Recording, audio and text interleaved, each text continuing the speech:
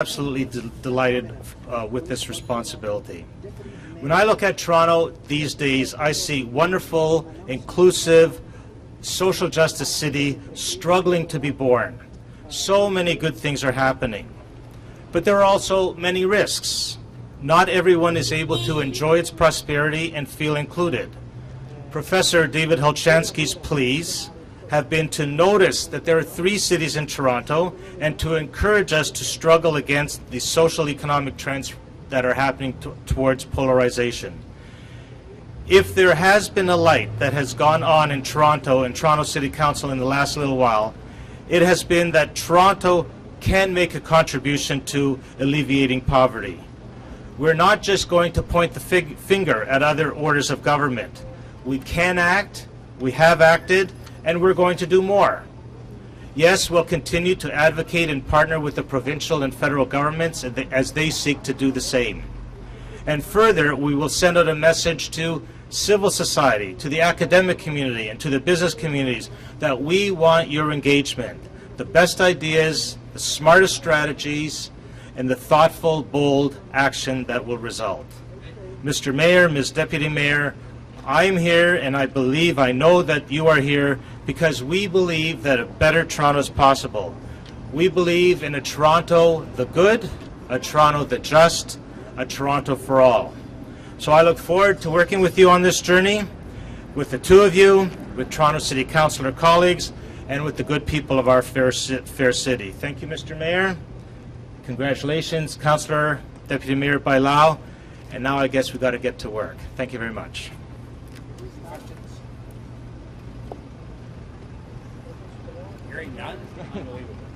Mayor Tory, this post comes ahead of, just a year before the municipal election. Some people might accuse you of playing favorites. What would you respond to that?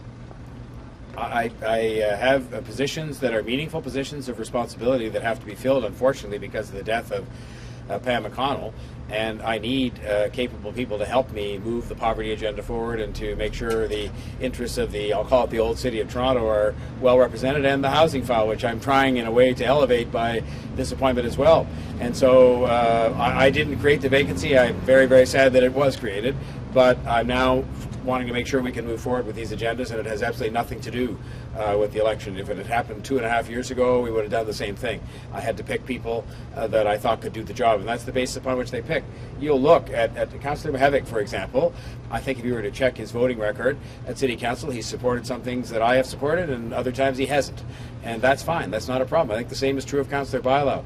I've tried to get things done at City Hall where you have to build a coalition of people and build a consensus and get, 23 votes.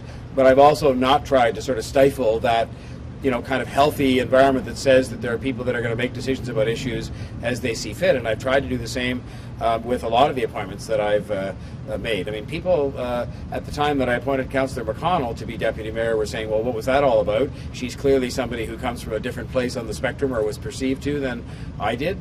We worked magnificently together, and she pushed me, as she should, on poverty issues, but I also worked in great partnership with her, and I know I can do the same with Councillor Mihevc, and I know I already do with Councillor Bailao. So, I mean, to me, this is just a part of the unfortunate necessity of responding to the passing of one of our colleagues, so that I have to fill these positions. We still have, for all the focus on the election, you noticed I'm not focused on it. I mean, we've got a year left in which to get a lot of work done on meeting housing targets, on reducing poverty, on moving transit forward, on keeping the finances of the city in good order, and that's what I'm focused on.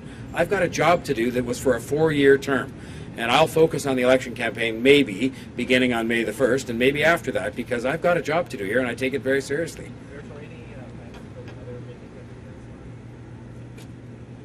No, we already filled that. We asked Stephen Holliday to take on that job, and he's agreed to do so, and he is now in that job as the advocate for Etobicoke, and also as a person that I hope will take a particular interest in. Part of the intention there, as you might recall, was that they would take a particular interest in economic development as it related to Etobicoke, because there are parts of Etobicoke, mainly to the north, where there haven't been the kind of projects leading to job creation that is going to help people, frankly, lift themselves out of poverty. So he's already on the job in that regard, and I was glad to do that shortly after we had a vacancy there.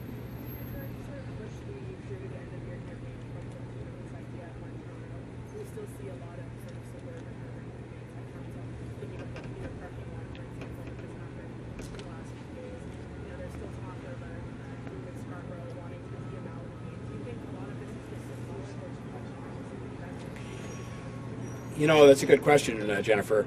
I think it's like Canada itself. I mean, Canada itself's been around for 150 years in a confederation mode, and of course we still have regional push and pull that goes on, and if you're the Prime Minister of Canada, you're constantly having to deal with the different needs and different aspirations of the different regions of the country. So I think the notion that we're going to have everybody all agree on any given day as to how the city should be run and exactly what you should be doing, we're probably never going to arrive at that day. But I think if you looked at the question, being fair-minded about it, if one did, and said, are things better today in terms of us trying to draw a consensus of what we should do as a city, I think they are. I think at least the discussions that go on, where there might be a difference of opinion between the more suburban areas and the downtown, are happening in a civilized manner, you know, by and large. And I think that some of that tension has gone down, and I think the public perceive that. I think they see a general kind of stabilized environment at City Hall, which allows you then to have those discussions that are inevitably going to go on. So I don't think we'll ever be to the point where everybody in the city is going to agree. The city, parts of the city are very different from one another, frankly. And my objective from the beginning and now and going forward, assuming I'm given this responsibility going forward, will be to keep that consensus building going, to keep that division down as best we can, to keep having people focus on what our objective is to have a city that, you know, where people are feeling all welcome. They're all feeling they have an opportunity, as Joe just said. They're all feeling that they're adequately housed. They're feeling that we have a transportation system to get them around, and that we're doing that without, you know, favor. We're doing it in a sensible way that is creating an equitable sort of city for everybody. And I'll just keep working at that, but it's a difficult challenge. One of the most difficult challenges of this job that I have as someone elected across the city. One question for Councillor Bailao or Deputy Mayor Bailao. You talked about Pam McConnell saying she would have said, "You go, girl." What importance do you think it is that there is a female politician, you know, in Mayor Tory's inner circle? I think it's very important. I think that people bring different perspectives from their backgrounds. I will bring a different perspective as a woman, as an immigrant that got here when I was 15, as a working class family. We all have different perspectives, and that's why diversity is so important. Women is one of them, but it is important that we have a broad range of diversity at the table, and I think I bring the voice of this community, but obviously the voice of one of the largest communities in the city, of women as well, and of newcomers, and I think it is really important to have that at City Hall. This is the city that we represent, and I think City Council should reflect the city that we are. Councillor Bailao, what's the first thing you're going to do as Deputy Mayor? Well, the first thing I'm going to do is actually thank all my constituents that have supported me along the way. We have a full day. We just started with a breakfast here at in Ward 18 with all my BIAs. So today I'm going to be here in Ward 18 and continue the work with Ward 18 because I'm a truly believer that you should never forget where you come from.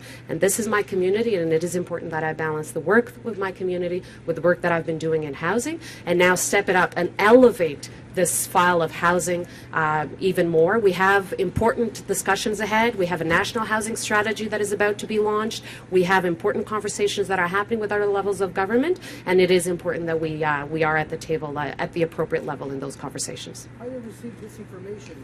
I mean, how you receive this invitation as an immigrant from Portugal to be the first deputy mayor in Toronto?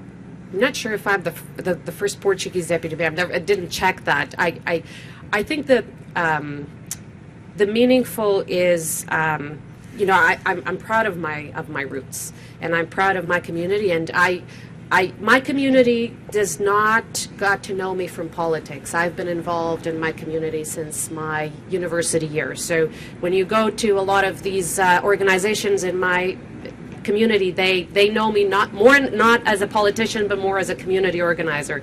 So I think it is important to have people like myself in these positions. Fortunately, I'm just one of many examples in our city and our country, but at the same time, we should not take it for granted.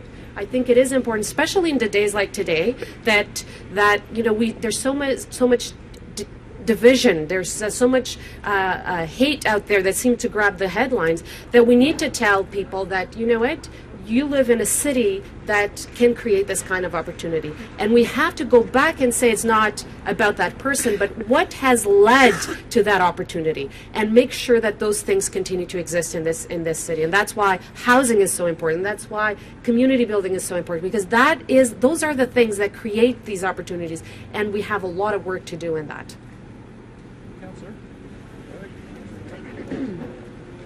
You've got a portfolio now or a file that has had a lot of struggles over the last a lot of people have tried to calculate. What are you going to bring to the table? What's the first thing you're going to do? Thank you for the question. Well, my staff already, I informed them yesterday that this was happening, and I asked them at 10:15, which was the moment we could kind of go public, to phone Denise Campbell of our social development staff to set up a meeting ASAP. And what I'd like to do with our city staff, and then also informed by some focus groups and some outside partners, to say, okay, where are we at now? We are in the latter stage of this term. How do we evaluate the tranche of work that has been accomplished in the last few years, and what do we need to focus on for phase 2 for the next term, so that when we come to the next term of council, that we have a plan in place, phase 2 of the plan, or chapter 2 of the journey, in place and ready to go. So Denise Campbell has been invited to a meeting in my office. I'm looking forward to partnering with the faith communities in the next little while. I'm also looking forward to doing a lot of education work with folks who come from who have struggled with poverty, and folks who perhaps have not struggled with poverty. I think that's one of the big divides. If you have never known hunger, if you have never known homelessness, if you've never known marginalization because you're a racialized person, then there is almost a duty there to kind of bridge and converse with others. So in my mind's eye, I'm trying to think of ways in which we can have those cross-divide communications happening in the next little while. I think there's an education function to my role, and I look forward to picking up on that piece as well. May I just, as we conclude, wish you all a happy Thanksgiving, you and your families, and we'll look forward to seeing you.